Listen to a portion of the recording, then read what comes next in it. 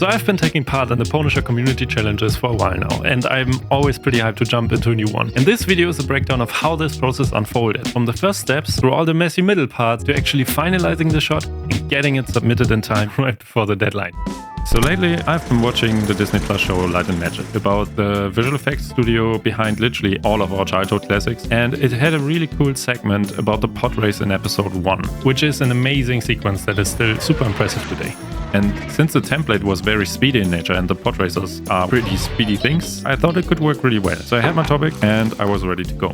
So on the first day, I started out by coming up with a little story for what's happening in the shot. And I ended up with this. We see two guys racing, and suddenly there's a big canyon they have to jump. The leading guy doesn't have enough speed to make the jump and crashes, while Anakin flies right through the middle of the debris cloud. This fits well with the template animation, because while the template itself looks fast, thanks to the camera being close to the ground, it's actually not fast enough for a pod race, because these things get insanely fast. But during the jump, the slower speed looks fine, since it's more of a glide than full throttle flying. Next, I started searching for any high-quality assets I could use. While I do enjoy modeling my own assets, it's a pretty time-consuming process for a 4-week deadline. And since the challenge rules allow using purchased assets, I decided to save the time and spend it on other areas, like the simulations I have to do later. I got lucky and found a pretty good model of Anakin's pod racer, which I partly re-UV unwrapped and mostly retextured later on. And I had also already bought these amazing cliff scans by Podrace a while ago. And by day 2, after some blocking and the first animation pass, it all started to take shape. For the animation, I wanted to recreate this really cool suspension rig that's shown for a few seconds in Light and Magic. And after rewatching this short bit for probably 100 times, I got pretty close to recreating a basic version of it. But in the end, I scrapped it for the shot because it was just faster and easier to keyframe the main moments by hand, so it looked exactly how I wanted through the already animated camera. To animate the pod racer, I first had to rig it. While the two engines in the cockpit are basically just parented to simple point helpers, I rigged some of the smaller details using wire parameter linking and look-at constraints. I also applied some noise controllers on top to make everything wobble a little bit from the immense power of the engines. I'm not a great animator, but animating this was actually pretty straightforward. Essentially, the cockpit is being towed by the engines, so I made it react a little bit delayed to any engine movement. At the peak of the jump, I shut off the engines completely for a moment, closed the exhaust flaps, and then when Anakin pulls back on both levers, I made the front blades abruptly open so it looked like some kind of air brake. To be honest, I have no clue how pod racers actually work, but it looked kinda cool. For Anakin himself, I just laid down some very basic bones and converted them to an IK chain. He's not really grabbing the handles, but considering most of his movements are invisible due to motion blur, I already spent way too much time on it. After animating Anakin's pod racer, I needed a model for his crashing opponent.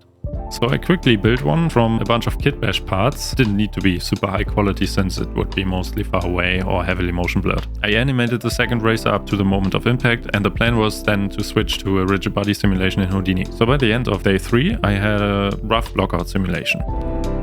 And at this point, I felt pretty good about the progress, and I was confident that I could make a cool shot and finish on time. My plan for the coming week was to focus on the environment, since it was still in a pretty rough state. But then everything came different. Work picked up pretty drastically, and for the following 2 weeks I didn't have the time or mental capacity to continue working on the challenge. And by the time I got back to it, I had only 9 days left. Honestly, I was thinking about giving up, because those 2 weeks had been pretty stressful. But then I remembered that I was close to giving up in the last week of the previous community challenge. And if I'd done that, less art, first place. Yeah. Well, I would have missed out on something amazing. So yeah, it's always better to try, I guess, because you will never know what happens if you don't at least try.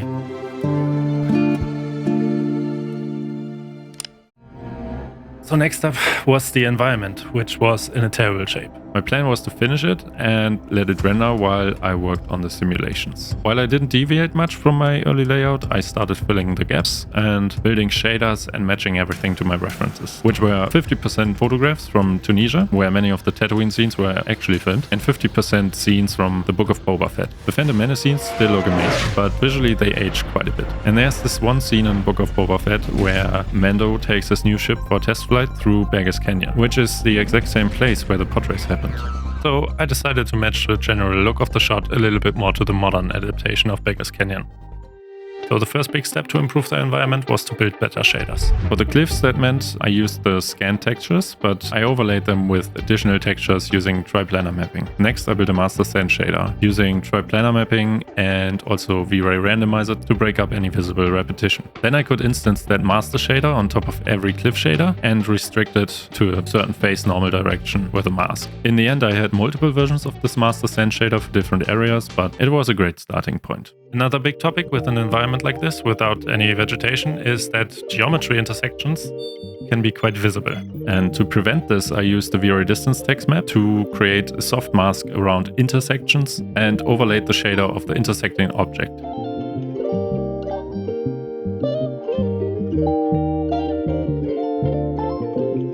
In other DCCs you can also blend normals between objects, but in 3ds Max I currently don't know a practical way of doing that. So if you do, please let me know in the comments. I would be really interested in that. And in general, please let me know how you like this style of video. It's my first time doing it like this, so I'm grateful for any kind of constructive feedback. I'm also planning to make some short tutorials soon, explaining some of the techniques I regularly use and just sharing useful things I've learned over the years. If that sounds interesting to you, please feel free to subscribe, I guess. And yeah, let's continue. But back to Tatooine. I still needed to make the valley prettier. While I could have just modeled the basic shape, I wanted to try something different. Recently, Samuel Kruger, who many of you probably already know, and if not, you should definitely check out his channel, released KTT, which is a terrain toolset for Houdini, and I absolutely love it. So I wanted to use it on this project, at least a little bit. My idea was to export the cliffs from my layout to Houdini, project them onto a height field, and then use KTT to route the cliffs so I'd get sediment accumulation in roughly the right spots. And while I had to deform and cut the resulting terrain a bit to integrate it with the scanned cliffs, it worked pretty well. Another KTT node can erode the colors of a texture along the sediment flow, which is super neat, and the results can be quite mesmerizing. Even though it's probably not the most realistic feature in this specific environment, I thought it looked super cool, and so I wanted to use it. I could export the textures from Houdini and use it in my Max shader, but I also applied a blank UV coordinate texture, simulated the color erosion, and then used it as a UV map in Max to distort any other texture I wanted. This workflow skips some of the color mixing that happens in Houdini, but it's still a nice trick if you want to keep the control over the texture in any other DCC. So yeah, if you want to know more about KTT and Sim's work, definitely check out his channel and his Discord server. He has a lot of great tutorials and demos on there. Oh, and also the non-commercial version of KTT is now completely free on Gumroad. So if you're using Houdini and you want to have some really powerful terrain tools, check it out. I will put links in the description for all this stuff. So after improving the valley and transitions, I still had one major environment feature to work on. The iconic stone columns of Beggars Canyon. I tried to create them procedurally in Houdini as well. While I used some of them, I didn't have enough time to make them look realistic enough, so I kit bashed the rest from Megascans. Then I spent some time detailing the foreground and parts of the rest of the landscape with various Megascan debris assemblies, and all the shaders blended into the master sand material again near the ground to make everything sit nicely. As a child, I was obsessed with hidden object pictures, and I just like it a lot when you can look at the same picture for multiple times and discover new things here and there, like little islands of recognizable details or whatever. So right away I thought about putting a sand crawler on the background. And after trying different positions, I placed one on this cliff, but since it was nearly invisible in motion, I decided to put another one right in the middle of the canyon. The other detail I wanted to recreate was one of those cliffside villages. So I modeled some basic houses and towers and added sunshades and pipes, gave them simple materials, and pressed the Megascan boulder into the cliff face to create indentations for the village to sit in. And with that, the landscape was pretty much done and ready to render. Next up was creating the big crash. And in the ILM series, they talk about using NASCAR race crashes as the reference to make the Podrace feel grounded in reality, because it's not just all exploding, it's more like spinning and tumbling and the outer shell parts gradually tearing off. For an RBD sim like this, it's best to work in layers. The first layer should be really optimized and fast to simulate, so you can art direct the basic action. So I imported my model and animation into Houdini, and I split up the model and generated low-res geometry representations. Art directing something like this can mean tweaking simulation settings, but also placing invisible colliders or even adding a layer of hand animation on top of the simulation in order to give a certain piece more spin, for example. After that, you can add layer after layer of smaller pieces and details on top, which will be guided by the base simulation behavior. Finally, I simulated multiple layers of sand to interact with the crashing Podraces, some as smoke and some as particles to give the impacts more weight. And in the end, I exported everything from Houdini to 3ds Max and integrated into the environment. The engine exhausts were another fun quick effect. I modeled the flame shape with splines, spawned a ton of points on them, and then converted the points into a volume. That way the shape, flickering and turbulence were easy to control without waiting for any simulation. Once everything was rendered and looking good, it was time for the final comp in Nuke. I usually start a Nuke script very early in the project because it's just helpful to see everything in context. In real production it's similar. FX artists always create a slab comp to show their work to supervisors because judging elements out of context can be pretty deceiving. For example, an explosion on black background might look great, but in the shot it could be too slow or totally out of scale. For personal projects, this is partly best practice, but also a time saver, because later on I can just copy and paste parts I like into the final comp and keep refining them. And it's also a motivational thing. For me, nothing is more motivating than seeing a rendered and slab comp version of what I'm working on from time to time. And it also really helps to make out any errors or further to-dos.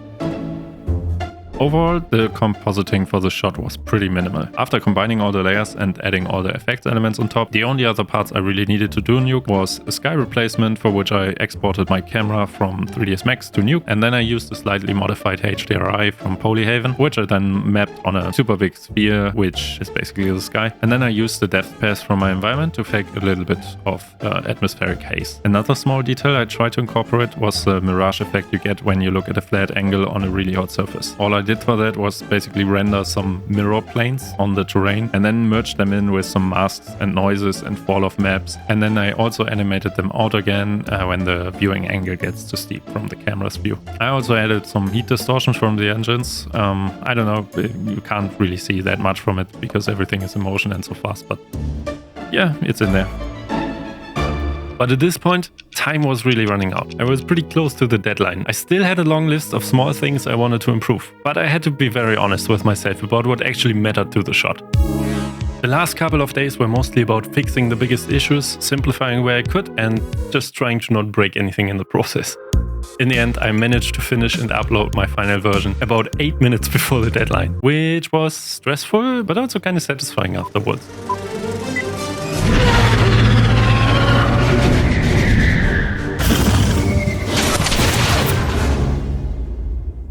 There are some things in this shot which I would approach differently if I had more time, but at some point you just have to call it done. And in the end, I even made it into the top 100. I was really happy about that. Looking back, I'm really glad I pushed through and finished this, because these challenges always remind me why I enjoy this. And it's always so great to see all the other entries and what everyone is doing, like, differently.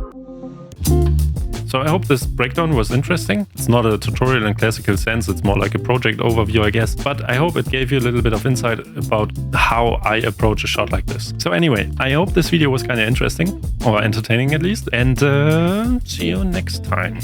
Thanks for watching.